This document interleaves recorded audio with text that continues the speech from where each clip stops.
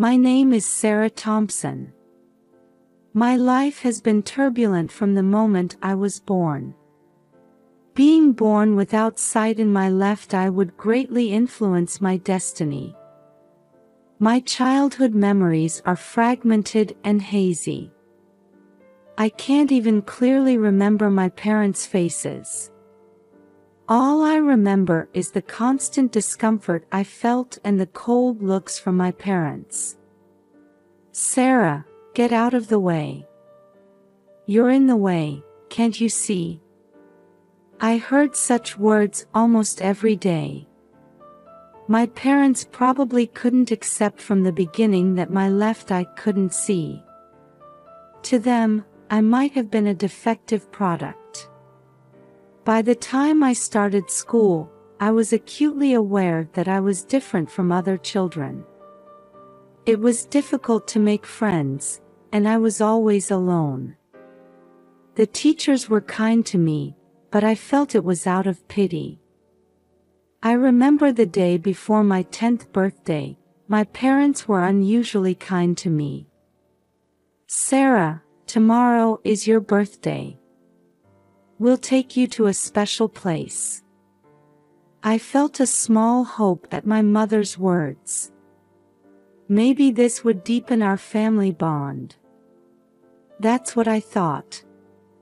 The next day, we drove for a long time. I desperately observed the changing scenery outside the window with just my right eye. The lush green cityscape gradually changed to a desolate desert landscape. We're here, Sarah, my father said. When we got out, the scorching sun enveloped us. Looking around, all I could see was sand and rocks stretching to the horizon. Wait here. We'll be right back, they said. With those words, my parents got into the car. I heard the engine start, and the car drove away. I continued to wait there as my parents had told me. 1 hour, 2 hours. Even as the sun began to set, my parents didn't return. How long did it take me to accept the reality? I had been abandoned by my parents. In the middle of the Arizona desert on my 10th birthday. I cried until my tears dried up. Then, I started walking to survive. Not knowing where I was heading, I just kept walking desperately. My throat was parched, my feet were buried in the sand, and my whole body ached from sunburn. Night fell, and the cold seeped into my bones. The starry sky was beautiful, but I had no leisure to enjoy its beauty. I laid my exhausted body on the cold sand. Someone, help me. I mumbled in a hoarse voice as I lost consciousness. When I opened my eyes, I was on a soft bed. An unfamiliar pattern on the ceiling. The smell of disinfectant tickling my nose. I quickly realized this was a hospital. "Oh, you're awake," said a kind voice. I turned to see a woman in a white coat standing there. "I'm Mary Wilson. I'm the wife of the pastor who found you." Mary gently held my hand. Tears involuntarily fell at her warmth. "It's okay, you're safe now." At Mary's words, I finally let out a sigh of relief. But the next moment, fear struck me. The police. My parents. My voice was trembling. Mary let out a deep sigh. "We've contacted the police. We reported it as soon as we found you. As for your parents, they haven't been found yet." At that moment, the door to the hospital room opened, and 2 police officers entered. "Hello, Sarah. How are you feeling?" A kind-looking female officer spoke to me. I nodded slightly.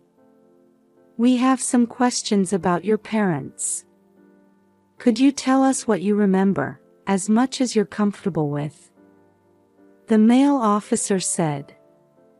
With a trembling voice, I told the officers everything I could remember. Being taken to the desert, my parents leaving, being left alone. After I finished talking, the female officer gently placed her hand on my shoulder. "You did well, Sarah. You're brave. Don't worry, we'll find your parents." After the officers left, Mary hugged me. "It's okay, Sarah. We'll protect you from now on." A few days later, I was discharged from the hospital. My parents still hadn't been found. The police were continuing their investigation, but there seemed to be few leads. The Wilsons, in cooperation with Child Protective Services, decided to take me in temporarily. "Sarah, this is your home from now on," Pastor John said. His voice was full of love. At first, I was confused by the unfamiliar environment. But the Wilsons' love was real. They never made an issue of my left eye not being able to see. "Sarah, your eye is special. It's a gift from God," Mary would often say to encourage me. At school, with the Wilsons' support, I gradually made friends. The teachers were also careful to accommodate my disability while providing thorough instruction. "Sarah, you have wonderful talent," my English teacher praised me. I was truly happy when I heard that. I loved reading and immersed myself in the world of literature. When I entered high school, I became passionate about student council activities. Using my own experiences, I launched support programs for students with disabilities. "Sarah, your actions are inspiring many people," Pastor John proudly watched over my activities. As the time for college approached, the Wilsons fully supported my dreams. "Sarah, your future is bright. Whatever path you choose, we'll support you," Mary's words filled me with deep gratitude. Looking back, 8 years had passed since that incident in the desert. My anger and sadness towards my parents had gradually faded. Instead, my feelings of gratitude towards the Wilsons had grown. "Dad, Mom, thank you." I started calling them that. They were more than real parents to me. I decided to major in political science in college. I wanted to have the power to change society. That's what I thought. "Sarah, I'm sure you'll be able to help many people," Pastor John's words made me nod strongly. I was filled with a mix of excitement and anxiety about the new life that was about to begin. But with the Wilsons as my strong allies, I felt I could overcome any difficulty. My life had only just begun. I'm excited just imagining what adventures await me. On my college graduation day, the Wilsons embraced me with proud expressions. With a degree in political science in hand, I was ready to take the first step towards a new challenge. "Sarah, your determination is firm," Mary smiled gently at me. I nodded. Yes. There are so many things I need to change. Pastor John placed his hand on my shoulder and encouraged me, "God will guide you." and will always be on your side. Right after graduation, I decided to run for the Phoenix City Council. The election campaign was tougher than I had imagined. There were voices pointing out my youth and lack of experience, but I overcame them with my inherent tenacity. "Sarah Thompson will bring a new wind to this city," one of my supporters said. When I heard that, my heart swelled. I could feel that my message was gradually reaching people's hearts. In the midst of the election battle, an incident occurred. The local Disability Support Center was in danger of closing due to budget shortages. "If this continues, many people will lose the support they need," the center's staff pleaded. I took immediate action. I started a signature campaign and submitted a petition to the City Council requesting a budget review. Day after day, I stood on the streets, seeking understanding from citizens. Even if each individual voice is small, if we all work together, we can make a big change. My passion gradually spread to those around me, and many volunteers joined the campaign.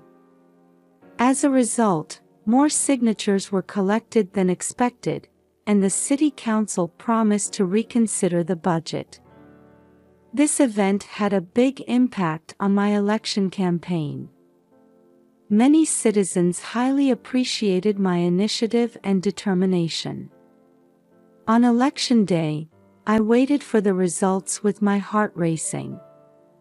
And when the votes were counted, it was decided that I would become the youngest city council member.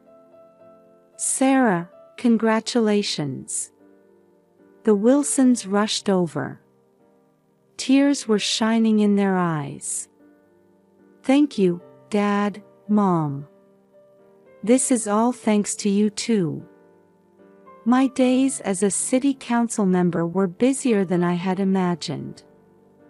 Meetings, committees, dialogues with citizens. Every day was a series of new challenges. But I cherished each one of them. I particularly focused on advocating for the rights of people with disabilities. Using my own experiences, I proposed various policies such as promoting barrier-free environments, expanding employment support, and improving educational environments. Councillor Thompson's proposals are really improving the lives of many citizens, a man in a wheelchair thanked me one day. At those words, I truly felt that becoming a politician was the right choice. However, not everything went smoothly. There was criticism from the opposition, and sometimes even personal attacks. At such times, the Wilsons always supported me. "Sarah, you're doing the right thing. Never give up." Mary's words encouraged me countless times. By the time I was serving my second term as a city council member, my name was widely known throughout the state. And one day, I received an unexpected proposal. "Councillor Thompson, we'd like you to run for governor," a party executive approached me. I was surprised, but at the same time, I felt a great possibility. If I became governor, I might be able to change the lives of even more people in a positive direction. After deep consideration, I decided to run. An even bigger challenge was waiting for me. From the moment I decided to run for governor, my life changed dramatically. My experience as a city council member was valuable, but policy making with the entire state in mind was a completely new challenge. The election battle was fierce. My opponent was a veteran politician with abundant financial resources and a strong support base. They relentlessly attacked my youth and lack of experience. It's too reckless to entrust state government to candidate Thompson. Such criticisms filled the media day after day. But I never gave up. It's true that I may lack experience. But that's precisely why I can approach state politics with a fresh perspective. In debates and street speeches, I continued to confidently advocate my beliefs. I presented concrete policies on a wide range of topics, from disability rights advocacy to education reform, environmental protection, and economic revitalization. "Sarah, your passion is moving people's hearts," Mary's words encouraged me. The Wilsons were still my strongest supporters. As the election campaign was entering its final stage, an unexpected situation occurred. The secret of my birth was leaked to some media outlets. Candidate Thompson was abandoned by her birth parents at the age of 10. Sensational headlines circulated throughout the state. I was shaken, but I decided to use this opportunity to honestly talk about my past. It's true that I was abandoned by my parents. But I was blessed with wonderful foster parents and have come this far supported by many people. This experience is the driving force behind my politics. Contrary to expectations, this confession resonated with many voters. My life story of overcoming hardships touched people's hearts. On voting day, I waited for the results with a prayerful feeling. And as the vote count progressed, a surprising fact became clear. I had won. Sarah Thompson decided as the next governor of Arizona. Seeing my face displayed on the TV screen, I couldn't help but shed tears. My long-held dream had finally come true. "Sarah, congratulations." Pastor John embraced me. Mary, with tears in her eyes, said, "We're so proud of you." Amidst the excitement of victory, preparations for the inauguration began. The content of the ceremony, the guest list, security measures. There were mountains of things to consider. And finally, the day of the inauguration arrived. A large crowd of citizens had gathered in the square in front of the Arizona State Capitol. I took deep breaths, trying to suppress my nervousness. "Are you ready, Governor?" an aide called out to me. I nodded and headed towards the podium. "Citizens of Arizona." My voice rang out clearly through the microphone. I read out the prepared speech, savoring each word. "I hereby swear to do my utmost for all the people of this state." Just as the speech was reaching its climax, suddenly, a commotion broke out in the audience. I paused my speech for a moment. And then, two figures emerged from the crowd. At that moment, my body froze. Although they had aged, there was no mistaking those faces. They were my birth parents. "Sarah. It's us." My mother's voice faintly reached me. It was the first time I had heard it in 28 years. My father stood silently, but his eyes were fixed on me. The venue was in an uproar. Security personnel were trying to approach my parents. My mind went blank.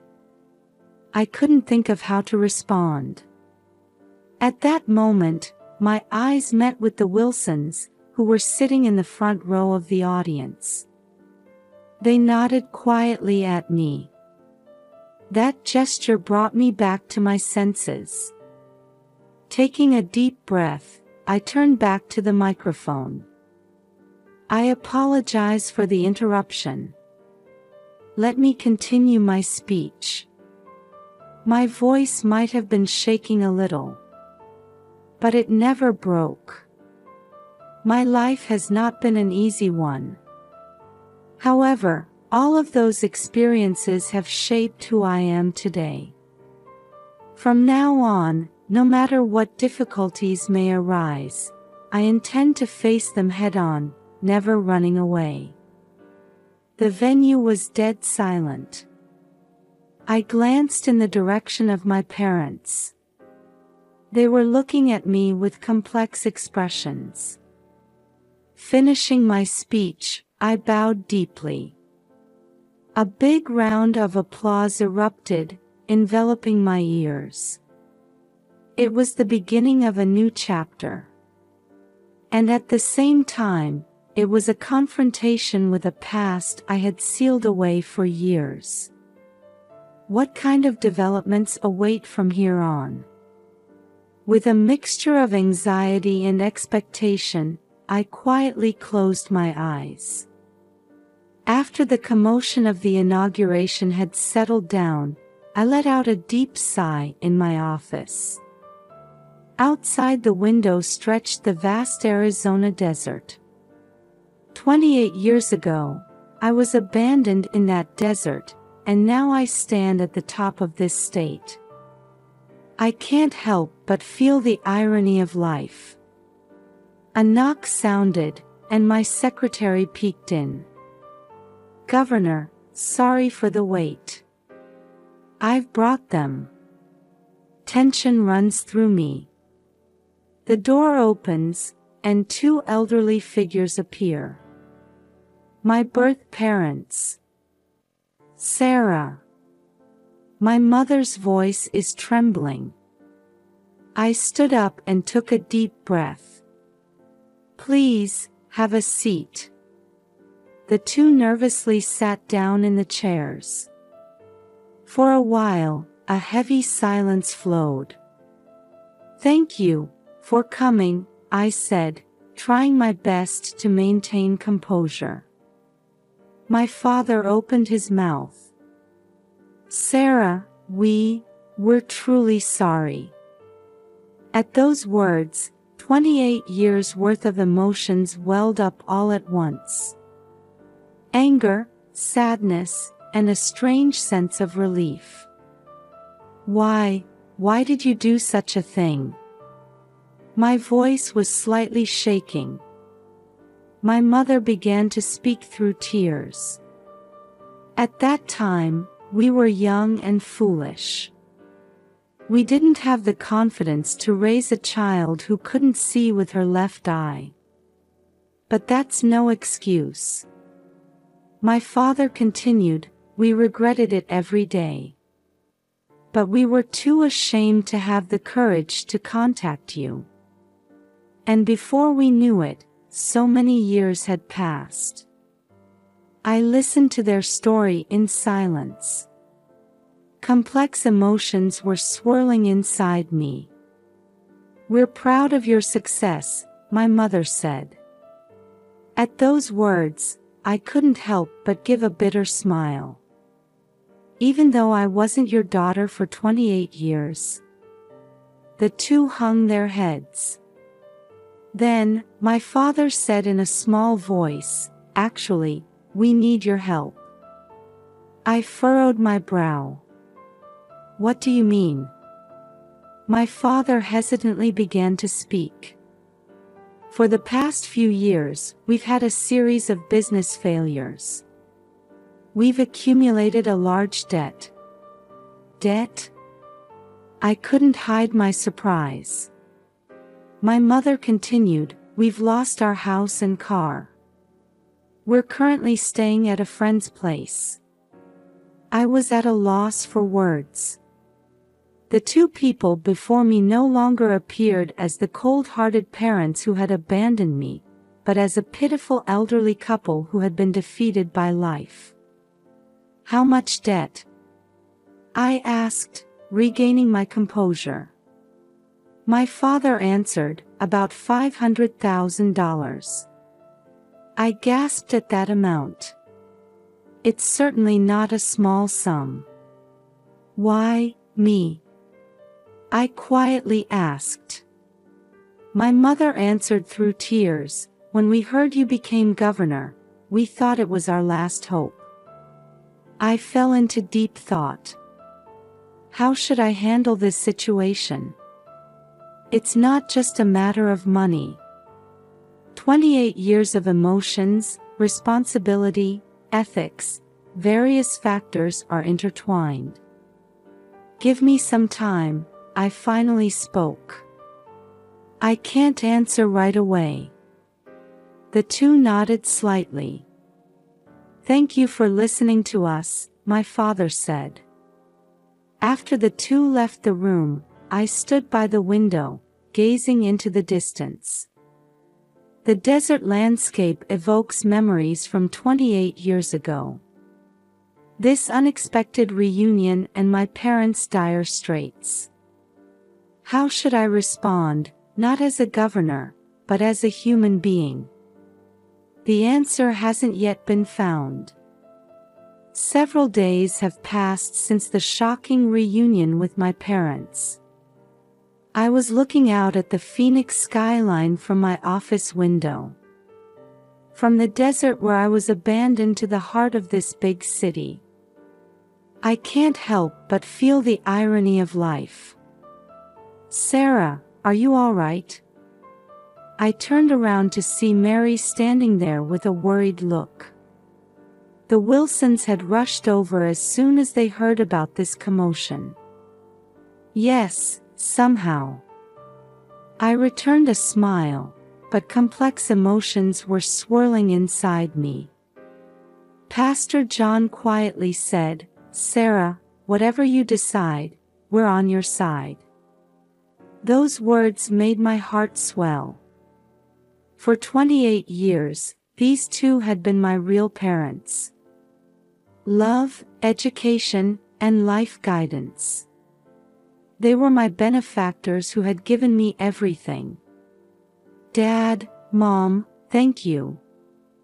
I hugged them tightly. Their warmth gave a little peace to my confused heart. However, I couldn't get my birth parents out of my mind. A $500,000 debt. And a reunion after 28 years. Their words kept echoing in my head. We thought it was our last hope. I let out a deep sigh. As a governor, I can't use public funds for a private family matter. But I can't just ignore it either. Moreover, can I forgive them? Deep down, anger and sadness are still swirling. But you weren't perfect parents from the start either, were you? Mary's words startled me. Indeed, even the Wilsons must have gone through a series of trial and error. Still, they never abandoned me and continued to love me. People can change, Sarah. Maybe your parents too. Mary's kind eyes touched my heart. A few days later, I called my birth parents to my office again. They appeared with anxious expressions. I have an answer regarding your request, I said. I took a deep breath and continued speaking. As a governor, I cannot use public funds for personal issues.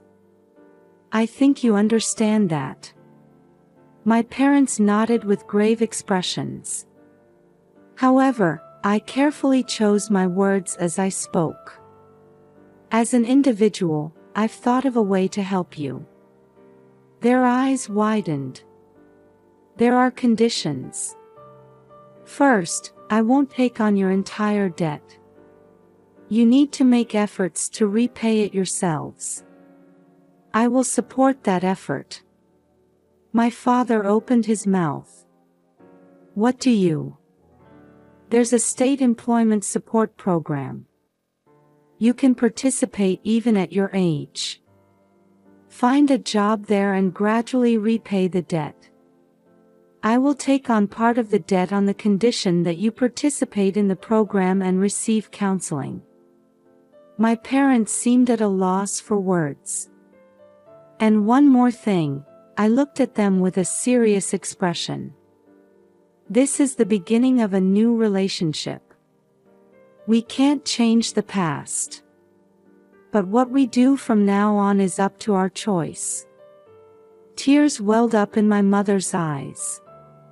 "Sarah, thank you. We won't betray your trust," my father swore firmly. I nodded quietly.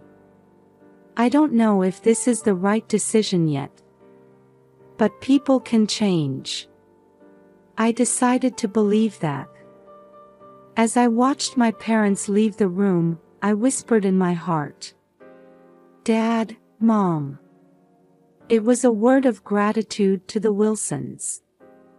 They were the ones who gave me the courage to make this decision. Outside the window, the strong Arizona sunlight was illuminating the desert, as if heralding the beginning of a new chapter.